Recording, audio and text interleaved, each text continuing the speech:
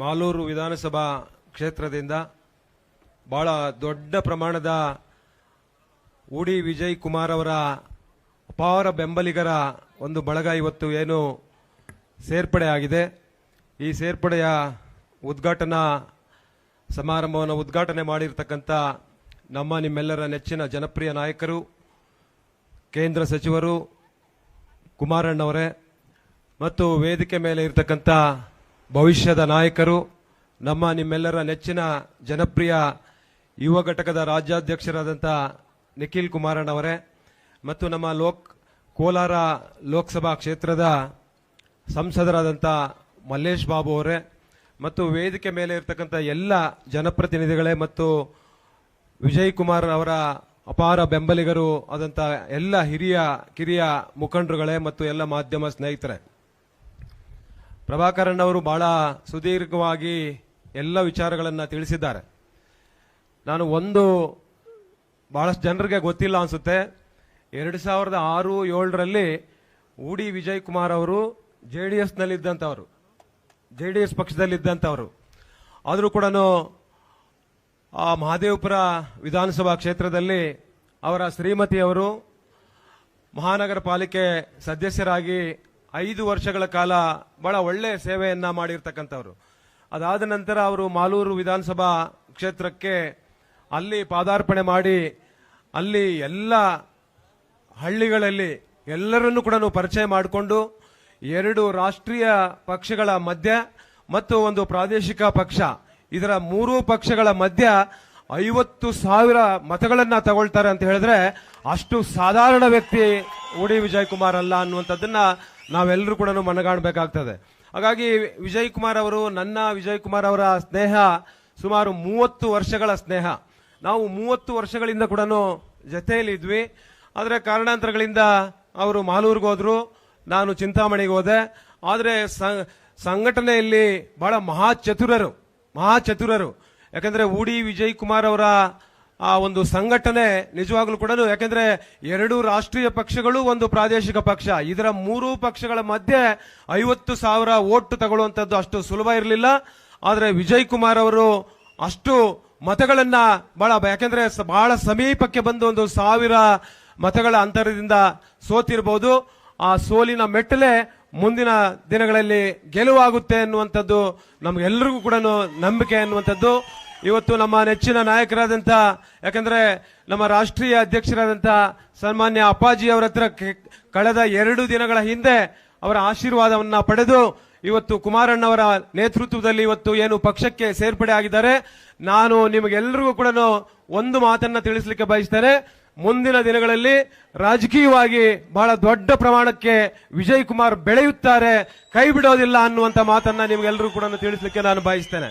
ಹಾಗಾಗಿ ಇವತ್ತು ವಿಜಯ್ ಕುಮಾರ್ ಇವತ್ತು ಕರ್ನಾಟಕ ರಾಜ್ಯದಲ್ಲಿ ಇವತ್ತು 30 ಲಕ್ಷ ಜನಸಂಖ್ಯೆ ಇರತಕ್ಕಂತ ಒಂದು ಸಮುದಾಯ.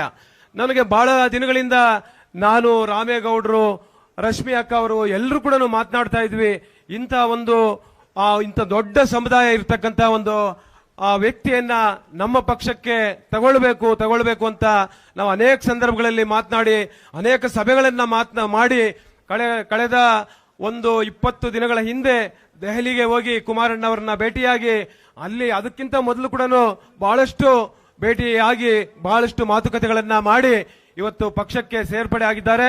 ಬಹುಶಃ ಇವತ್ತು ಮಾಲೂರು ವಿಧಾನಸಭಾ ಕ್ಷೇತ್ರ ಒಂದಲ್ಲ, ಇವತ್ತು ಕೋಲಾರ ಜಿಲ್ಲೆ ಮತ್ತು ಚಿಕ್ಕಬಳ್ಳಾಪುರ ಜಿಲ್ಲೆ, ಬೆಂಗಳೂರು ಗ್ರಾಮಾಂತರ ಜಿಲ್ಲೆ ಮತ್ತು ರಾಮನಗರ ಜಿಲ್ಲೆ, ತುಮಕೂರು ಜಿಲ್ಲೆ, ಬಹಳ ಜಿಲ್ಲೆಗಳಲ್ಲಿ ದೊಡ್ಡ ಪ್ರಮಾಣದ ಒಂದು ಜನಸಂಖ್ಯೆ ಇದೆ, ಆ ಸಮುದಾಯ ಸಂಖ್ಯೆ ಇದೆ. ಹಾಗಾಗಿ ವಿಜಯ್ ಕುಮಾರ್ ಅವರು ಬರೀ ಮಾಲೂರು ವಿಧಾನಸಭಾ ಕ್ಷೇತ್ರಕ್ಕೆ ಮಾತ್ರ ಸೀಮಿತ ಆಗೋದಿಲ್ಲ. ಹಾಗಾಗಿ ಅವರ ಸಮುದಾಯ ಎಲ್ಲೆಲ್ಲಿದೆ ಎಲ್ಲ ಕಡೆ ಕೂಡ ನಮ್ಮ ಪಕ್ಷದ ಕುಮಾರಣ್ಣವರ ಒಂದು ಆದೇಶದಿಂದ ಇವತ್ತು ಇಡೀ ಕರ್ನಾಟಕ ರಾಜ್ಯದಲ್ಲಿ ಅವರು ಪಕ್ಷ ಸಂಘಟನೆ ಮಾಡುವಂತ ಕೆಲಸವನ್ನ ಮಾಡ್ತಾರೆ. ಯಾಕಂದ್ರೆ ನನಗೆ ಗೊತ್ತಿದೆ 30 ವರ್ಷಗಳ ನನ್ನ ವಿಜಯ್ ಕುಮಾರ ಒಂದು ಸ್ನೇಹ ಹೇಗಿದೆ ಎನ್ನುವಂಥದ್ದು ಗೊತ್ತಿದೆ. ಹಾಗಾಗಿ ಒಳ್ಳೆ ಸಂಘಟನೆ ಮಾಡುವಂತ ಒಂದು ಚತುರರು. ಹಾಗಾಗಿ ಇವತ್ತು ಕಾಂಗ್ರೆಸ್ ನಾಯಕರು ಬಹಳಷ್ಟು ಜನರು ಬಹಳ ಜೆಡಿಎಸ್ ಬಗ್ಗೆ ಬಹಳ ಹಗುರವಾಗಿ ಮಾತನಾಡುವಂತದ್ದನ್ನ ನಾವು ನೋಡಿದ್ದೇವೆ. ಈ ಹಗುರವಾಗಿ ಯಾರ್ಯಾರು ಮಾತನಾಡ್ತಾರೆ ಇವರೆಲ್ಲರಿಗೂ ಕೂಡ ನಾನು ಒಂದು ಕಿವಿ ಮಾತನ್ನ ಹೇಳ್ತೇನೆ. ಜೆಡಿಎಸ್ ಪಕ್ಷ ದೇಶಕ್ಕೆ ಪ್ರಧಾನಮಂತ್ರಿಗಳನ್ನ ಕೊಟ್ಟಿರ್ತಕ್ಕಂಥ ಪಕ್ಷ, ದೇಶಕ್ಕೆ ಕೇಂದ್ರ ಮಂತ್ರಿಗಳನ್ನ ಕೊಟ್ಟಿರ್ತಕ್ಕಂಥ ಪಕ್ಷ, ಕರ್ನಾಟಕ ರಾಜ್ಯಕ್ಕೆ ಮುಖ್ಯಮಂತ್ರಿಗಳನ್ನ ಕೊಟ್ಟಿರ್ತಕ್ಕಂಥ ಪಕ್ಷ, ಕರ್ನಾಟಕ ರಾಜ್ಯಕ್ಕೆ ಉಪಮುಖ್ಯಮಂತ್ರಿಗಳನ್ನ ಕೊಟ್ಟಿರ್ತಕ್ಕಂಥ ಪಕ್ಷ, ಇವತ್ತು ಕರ್ನಾಟಕ ರಾಜ್ಯದಲ್ಲಿ ನೂರಾರು ಮಂತ್ರಿಗಳನ್ನ ಮಾಡಿರ್ತಕ್ಕಂಥ ಪಕ್ಷ, ಕರ್ನಾಟಕ ರಾಜ್ಯದಲ್ಲಿ ನೂರಾರು ಶಾಸಕರನ್ನ ಮಾಡಿರ್ತಕ್ಕಂಥ ಪಕ್ಷ, ಕರ್ನಾಟಕ ರಾಜ್ಯದಲ್ಲಿ ಇವತ್ತು ವಿಧಾನ ಪರಿಷತ್ ಸದಸ್ಯರನ್ನ ಮಾಡಿರ್ತಕ್ಕಂಥ ಪಕ್ಷ, ಇವತ್ತು ಬೇರೆ ಸ್ಥಳೀಯ ಸಂಸ್ಥೆಗಳಲ್ಲಿ ಲಕ್ಷಾಂತರ ಕಾರ್ಯಕರ್ತರುಗಳನ್ನ ಗ್ರಾಮ ಪಂಚಾಯಿತಿ ಸದಸ್ಯರನ್ನ ಮಾಡಿರ್ತಕ್ಕಂಥ ಪಕ್ಷ, ತಾಲೂಕ್ ಪಂಚಾಯಿತಿ ಜಿಲ್ಲಾ ಪಂಚಾಯಿತಿ ಸದಸ್ಯರುಗಳನ್ನ ಮಾಡಿರ್ತಕ್ಕಂಥ ಪಕ್ಷ, ಜಿಲ್ಲಾ ಪಂಚಾಯಿತಿ ಅಧ್ಯಕ್ಷರುಗಳನ್ನ ಮಾಡಿರ್ತಕ್ಕಂಥ ಪಕ್ಷ, ಬೆಂಗಳೂರು ಮಹಾನಗರ ಪೌರರನ್ನ ಮಾಡಿರ್ತಕ್ಕಂಥ ಪಕ್ಷ. ಇವತ್ತು ಯಾರು ಕೂಡ ಹಗುರವಾಗಿ ಮಾತನಾಡಬಾರ್ದು.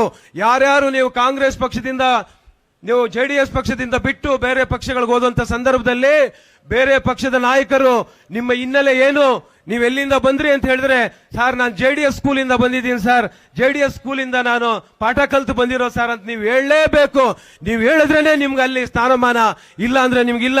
ದಯಮಾಡಿ ಇನ್ನು ಮುಂದಾದ್ರೂ ಲಘುವಾಗಿ ಜೆಡಿಎಸ್ ಪಕ್ಷವನ್ನ ಮಾತನಾಡುವಂತದ್ದನ್ನ ನಿಲ್ಲಿಸಬೇಕು, ನಮ್ಮ ನಾಯಕರ ಬಗ್ಗೆ ಮಾತನಾಡುವಂತದ್ದನ್ನ ನಿಲ್ಲಿಸಬೇಕು ಅನ್ನುವಂತ ಈ ಸಂದರ್ಭದಲ್ಲಿ ಈ ಒಂದು ಕಿವಿ ಮಾತು ಲಘುವಾಗಿ ಮಾತನಾಡುವಂತವ್ರಿಗೆ ಈ ಒಂದು ಕಿವಿ ಮಾತನ್ನ ಹೇಳಲಿಕ್ಕೆ ಬಯಸ್ತೇನೆ. ಕಳೆದ 2023ರಲ್ಲಿ ಏನು ಗ್ಯಾರಂಟಿಗಳ ಮೂಲಕ ಕರ್ನಾಟಕ ರಾಜ್ಯದಲ್ಲಿ ಸರ್ಕಾರ ಸ್ಥಾಪನೆಯಾಯಿತು. ಇವತ್ತು ಕಳೆದ 15-20 ದಿವಸಗಳ ಹಿಂದೆ ಹಾವೇರಿಯಲ್ಲಿ ಆ ಒಂದು 1000 ದಿನಗಳ ಸಮಾವೇಶ ಅಂತ ಮಾಡಿದ್ರು. ಆ 1000 ದಿನಗಳ ಸಮಾವೇಶ ಏನಪ್ಪ ಇವ್ರ ಸಾಧನೆ ಅಂತ ಹೇಳಿದ್ರೆ, SC/ST ಕಲ್ಯಾಣಕ್ಕಾಗಿ ಮೀಸಲಿಟ್ಟಿರ್ತಕ್ಕಂಥ ಹಣವನ್ನ ತೆಲಂಗಾಣಕ್ಕೆ ಕಳಿಸಿರ್ತಕ್ಕಂಥದ್ದು ಇವ್ರದ್ದು ದೊಡ್ಡ ಸಾಧನೆ. TSPಯಲ್ಲಿ ಇಟ್ಟಿರ್ತಕ್ಕಂಥ TSPಯಲ್ಲಿ ಇಟ್ಟಿರ್ತಕ್ಕಂಥ ಹಣ ಯಾವುದು SC/ST ಕಲ್ಯಾಣಕ್ಕಾಗಿ ಮೀಸಲಿಟ್ಟಿರ್ತಕ್ಕಂಥ ಹಣವನ್ನ ಗ್ಯಾರಂಟಿಗಳಿಗೆ ಬರೆಸಿರ್ತಕ್ಕಂಥದ್ದು. ಇವತ್ತು ಕರ್ನಾಟಕ ರಾಜ್ಯದಲ್ಲಿ ಇವತ್ತು 8 ಲಕ್ಷ ಕೋಟಿ ಸಾಲ ಇದೆ. ಬಹುಶಃ ಈ ಬಜೆಟ್ ಆದ ನಂತರ 1,16,000 ಕೋಟಿ, ಬಹುಶಃ ಒಟ್ಟು ಈ ಮಾರ್ಚ್ ಏಪ್ರಿಲ್ ತಿಂಗಳು ಕಳೆದ್ರೆ ನಮ್ಮ ಮೇಲೆ ಇರ್ತಕ್ಕಂಥ ಸಾಲ, ಇವತ್ತು ಕರ್ನಾಟಕ ರಾಜ್ಯದಲ್ಲಿ ಇರ್ತಕ್ಕಂಥ ಸಾಲ 9,16,000 ಕೋಟಿ ಇವತ್ತು ಸಾಲ ಆಗುತ್ತೆ. ಬಹುಶಃ ನಮ್ಮ ಪ್ರತಿ ವರ್ಷಕ್ಕೆ ನಾವು ಕಟ್ತಕ್ಕಂಥ ಬಡ್ಡಿ ಎಷ್ಟು ಅಂತ ಹೇಳಿದ್ರೆ 1 ಲಕ್ಷ ಕೋಟಿ ಇವತ್ತು ನಾವು ಬಡ್ಡಿ ಕಟ್ತಾ ಇದ್ದೇವೆ. ಇಂಥ ಸರ್ಕಾರಗಳು ಕ್ಷಣ ಮಾತ್ರ ಕೂಡ ಇರಬಾರ್ದು. ಬಹುಶಃ ಇವತ್ತು ದೊಡ್ಡ ಪ್ರಮಾಣದಲ್ಲಿ ಇವತ್ತು ಈ ಸೇರ್ಪಡೆ ಆಗಿದೆ. ಇಡೀ ಕರ್ನಾಟಕ ರಾಜ್ಯಕ್ಕೆ ಇದು ಪ್ರಚಾರ ಆಗುತ್ತೆ, ಒಳ್ಳೆ ದೊಡ್ಡ ಪ್ರಮಾಣದಲ್ಲಿ ಸಂಘಟನೆ ಆಗುತ್ತೆ. ಬಹುಶಃ ಮುಂದಿನ 2028ರ ಕರ್ನಾಟಕ ವಿಧಾನಸಭಾ ಚುನಾವಣೆಯಲ್ಲಿ ನಾವೆಲ್ಲರೂ ಕೂಡ ಒಂದು ಸಂಕಲ್ಪವನ್ನ ಮಾಡಬೇಕು. NDA ಸರ್ಕಾರವನ್ನ ಸ್ಥಾಪನೆ ಮಾಡ್ತೀವಿ ಅನ್ನುವಂತ ಒಂದು ಸಂಕಲ್ಪವನ್ನ ಈ ಒಂದು ಸುಸಂದರ್ಭದಲ್ಲಿ ಈ ಸಂದರ್ಭದಲ್ಲಿ ನಾವೆಲ್ಲರೂ ಕೂಡ ಸಂಕಲ್ಪ ಮಾಡೋಣ.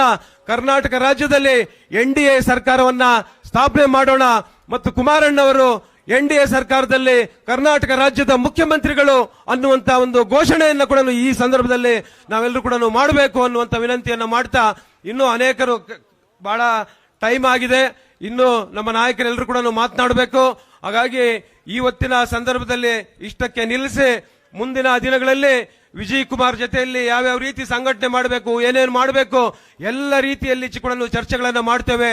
ಬಹುಶಃ ಇದಕ್ಕೆ ಹೆಚ್ಚು ಕಾರಣಕರ್ತರು ನಮ್ಮ ಮಾಲೂರು ವಿಧಾನಸಭಾ ಕ್ಷೇತ್ರದ ನಮ್ಮ ಯುವ ನಾಯಕರಾದಂತಹ ರಾಮೇಗೌಡರು, ರಶ್ಮಿ ಅಕ್ಕವರು, ಇವರೆಲ್ಲರ ಕೂಡ ಬಹಳಷ್ಟು ದಿನಗಳಿಂದ ವಿಜಯ್ ಕುಮಾರ್ ಅವರನ್ನ ನಮ್ಮ ಪಕ್ಷಕ್ಕೆ ಕರೆ ತರಬೇಕು ಅಂತ ಹೇಳಿ ನಿಜವಾಗ್ಲೂ ಕೂಡ ಅದು ಯಶಸ್ಸಾಗಿದೆ, ಒಳ್ಳೇದಾಗುತ್ತೆ.